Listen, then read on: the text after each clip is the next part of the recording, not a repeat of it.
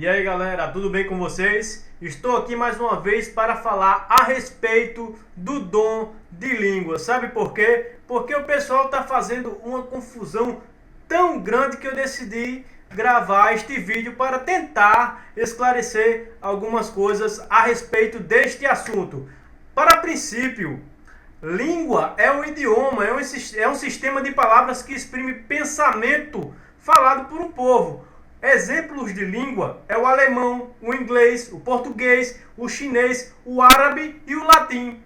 Língua é um sistema de palavras que exprime pensamento. Então, as pessoas que fazem confusão com o dom de línguas é porque não sabem nem o que é uma língua. No dia de Pentecostes, o que aconteceu? Falaram-se línguas e todos compreenderam. Não se foi um barulho incompreensível que ninguém não entendia nada. Foram línguas e foram idiomas. Então, para compreender melhor, vamos ver o texto de Atos, capítulo 2, que é um texto que rege todo esse contexto.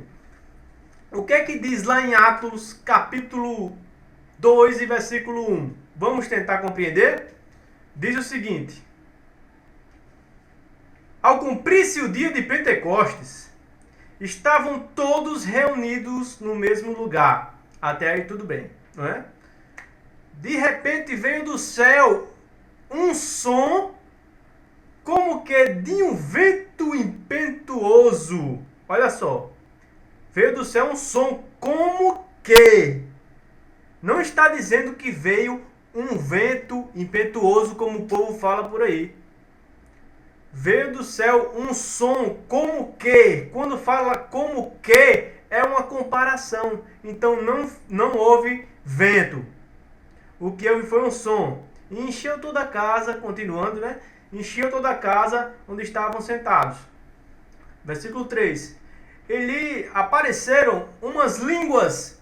Nós sabemos o que é línguas. Línguas são idiomas.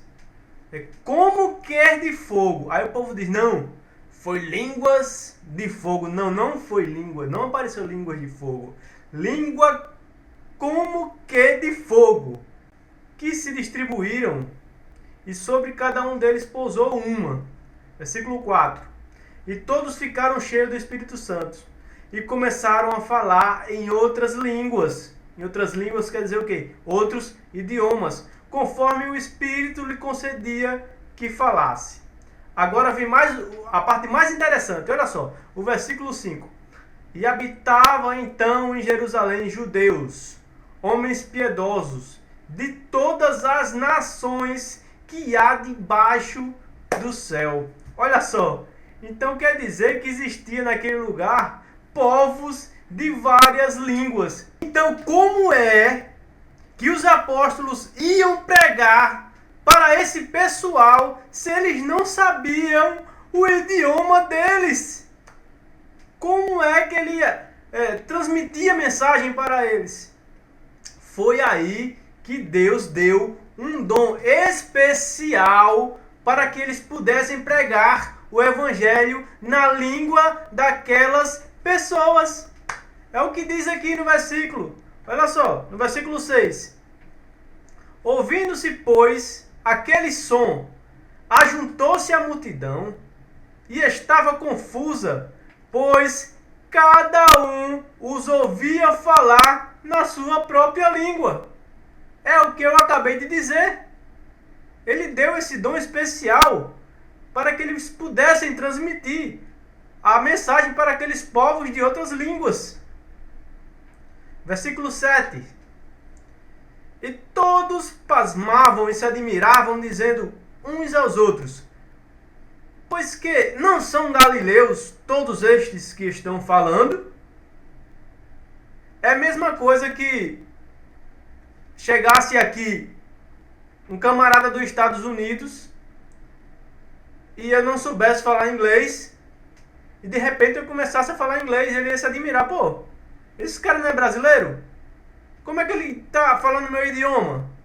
Então é quase a mesma coisa. E o versículo 8 diz o seguinte: como é, pois, que os ouvimos falar cada um na língua materna em que nascemos. É a mesma coisa que eu disse agora. Eu acabo de dizer, rapaz, como é que nós estamos ouvindo eles falar chinês? Como é que nós estamos ouvindo eles falar inglês? Como é que nós estamos ouvindo ele falar espanhol? Se eles são galileus.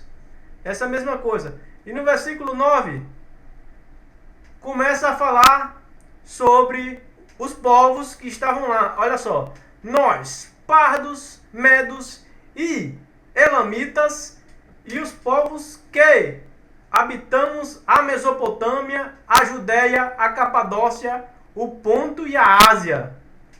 E o versículo 10 diz: Frígia e a Capadócia, o Egito e as partes da Líbia, proximidades da Cirene, forasteiros romanos, tanto judeus como prosélitos. O versículo 11 continua: cretenses e árabes, ouvimos-los em nossas línguas falar das grandezas de Deus. O que se fez em Pentecoste foi falar línguas estrangeiras. Aí o pessoal fez uma confusão danada quando fala, eu falo língua estranha. Língua estranha quer dizer língua estrangeira, meu filho. Abre essa cabeça em nome de Jesus. Quando diz que Israel estava em terra estranha, quer dizer que Israel estava em terra estrangeira. Quando diz que falaram línguas estranhas, quer dizer que falaram línguas estrangeiras. Tanto é que eles entendiam o que o povo falava. Eles entendiam a sua própria língua. Então não é uma língua que ninguém compreende. É uma língua, um idioma. Correto ou não? E eu quero deixar mais alguns bônus aqui para vocês. Porque muita gente chega e me pergunta, mas e a respeito da língua dos anjos lá em Coríntios 13, o que é que você me diz?